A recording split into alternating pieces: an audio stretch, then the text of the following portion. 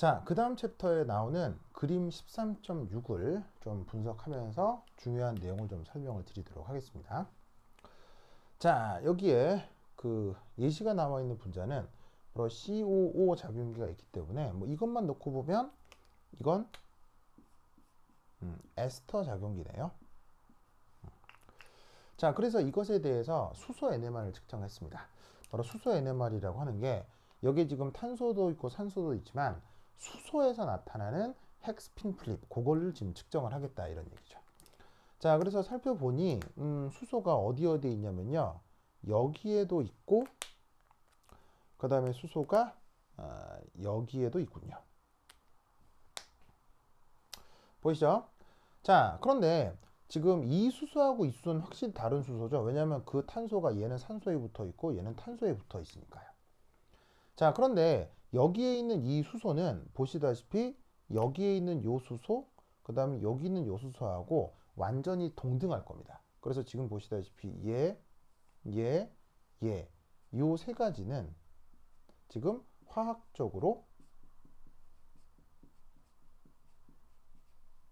완전히 동등하죠.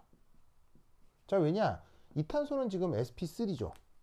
그래서 sp3 혼성하는 탄소가 지금 주변에 똑같은 메틸 그룹이 나타나 있기 때문에 그 메틸 그룹에 나타나 있는 수소들이 기하학적으로 다르지가 않죠. 그래서 얘를 중심으로 4면체 구조가 나타난다고 했을 때 회전 대칭을 통해서 얘를 1이 그 회전 대칭을 시킬 수 있으니까 이 세 개는 기하학적으로 완전히 동등한 것입니다.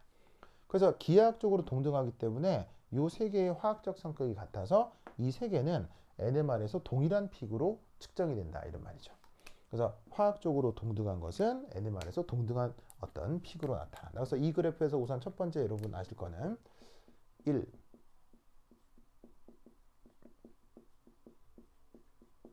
화학적으로 혹은 기하학적으로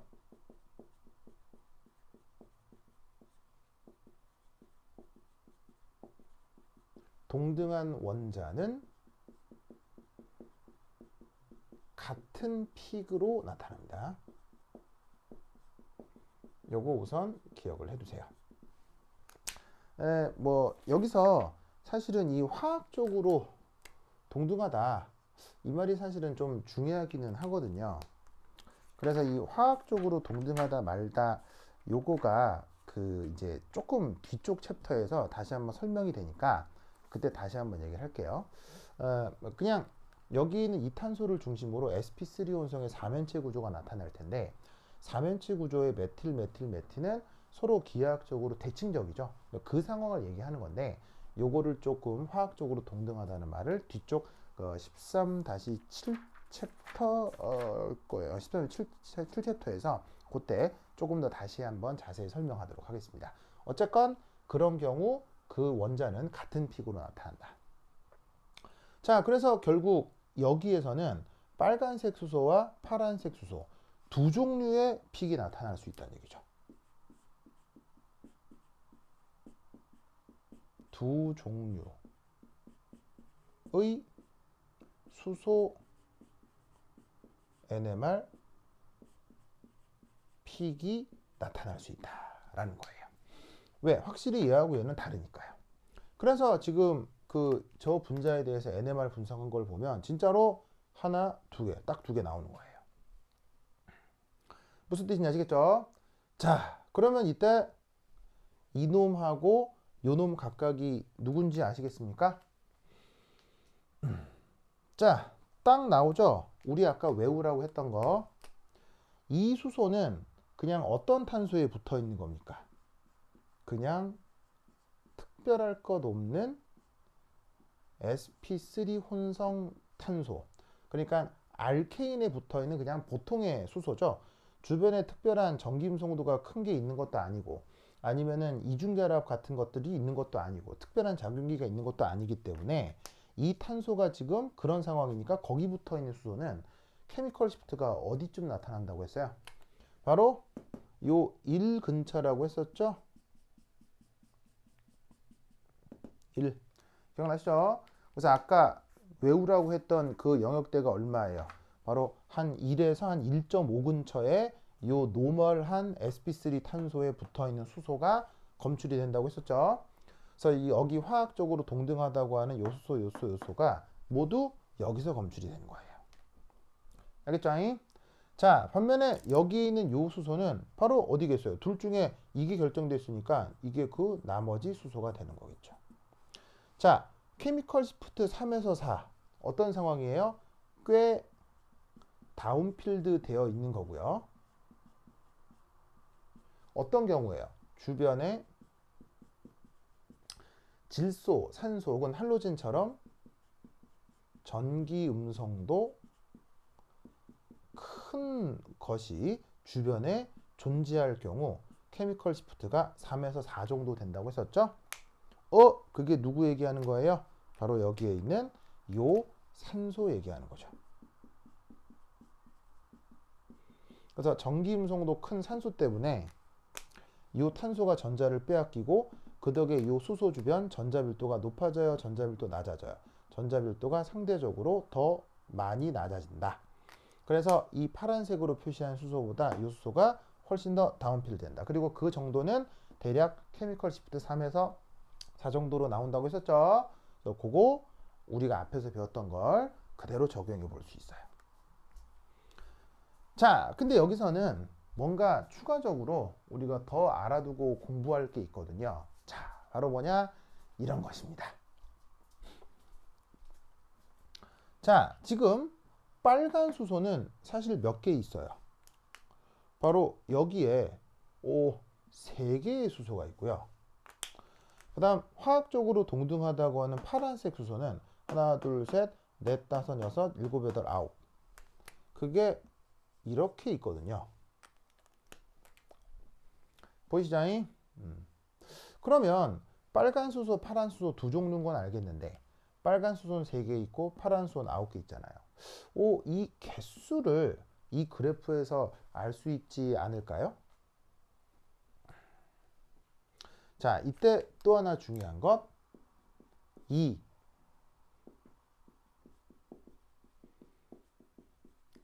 화학적으로 동등한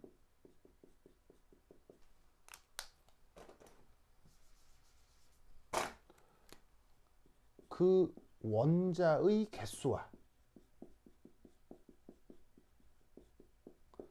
해당 픽 아래쪽 면적이 어떻게 된다? 비례합니다. 으아. 요거는 이제 분석화학을 배우면 뭐 알 수 있는 건데 그냥 우선 분석화학을 여러분 배우진 않아서 뭐 당장은 몰라도 그냥 저런 의미다 라고 기억을 해두도록 합시다. 자, 이게 무슨 말이냐면요, 실제 그 교과서에 있는 그 그림 13.6은 요 3, 4의 요 픽, 1 근처의 요 픽이 굉장히 샤프할 겁니다. 왜냐하면 아주 좋은 기계로 측정을 해서 주변에 노이즈가 없고 아주 깔끔한 어쩌면 흡수픽이 나타나는 거죠. 근데 그 흡수픽이 실제로는 선이 아닙니다. 선인 흡수픽은 존재하지 않아요.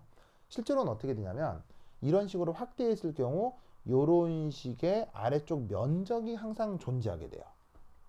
그래서 보시다시피 이 흡수픽의 이 아래쪽 면적을 지금 굉장히 확대해 놓은 건데 그 교재에서 보면 거의 선으로 되어 있지만 실제로는 확대하면 이 정도 되는 겁니다. 그래서 확대한 이 아래쪽 면적을 더하면 면적이에요. 이 높이가 아니고 면적이에요. 면적을 더하면 그게 그 해당 수소 3개와 이 면적이 비례한다는 얘기예요.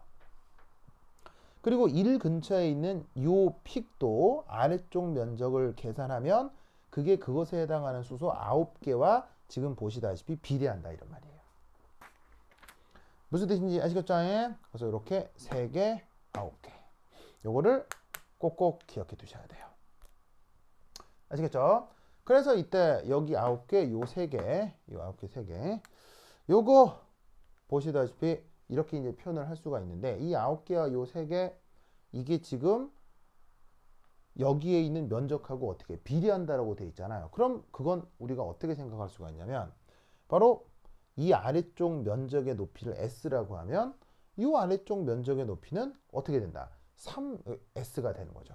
여기 수소는 3개고 9개니까 이 면적하고 이 면적도 이 녀석의 비에 의한 1대 3이 될 거예요. 무슨 뜻인지 아시겠죠?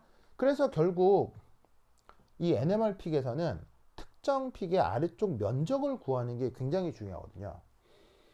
그래서 여러분들은 앞으로 NMR 픽이 나오면 이 아래쪽 면적을 실제로 계산을 해보는 게 중요합니다.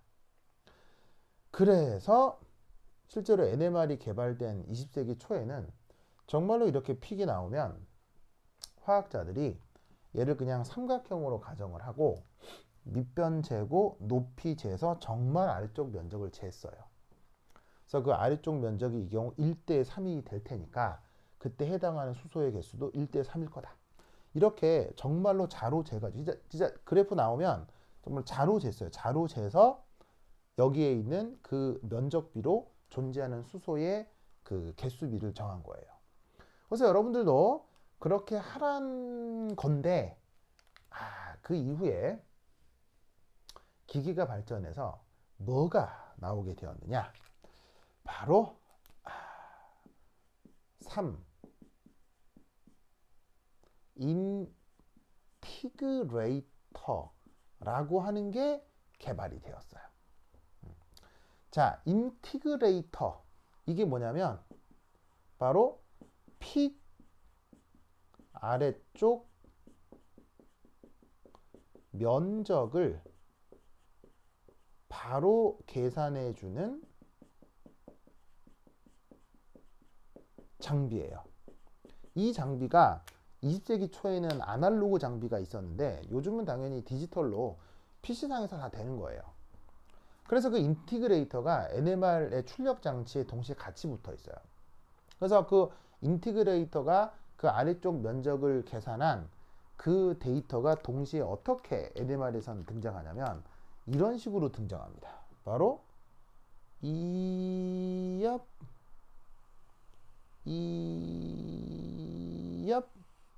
이렇게 뭔가 선이 하나 덧그려져 나오거든요. 이 덧그려져 나오는 선이 바로 인티그레이터의 계산 결과인 거예요. 즉 이렇게 전체적인 픽이 나타났을 때 그 아래쪽에서 나오는 모든 면적을 싹 다 그냥 더해주는 거예요. 인티그레이터는 물리화학적 판단을 못해요. 그냥 나와 있는 모든 그래프의 아래쪽 면적을 그냥 다 계산해 주는 거예요. 그래서 이 값은 뭐냐면 이 앞에까지는 아래쪽 면적이 없다 하다가 갑자기 이 근처에서 아래쪽 면적이 이만큼 증가했다. 그리고 한동안 아래쪽 면적이 추가적으로 나오지 않다가 갑자기 여기서 또 증가했다를 보여주는 거예요.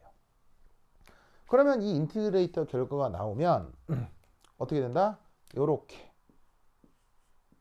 그 결과의 B로부터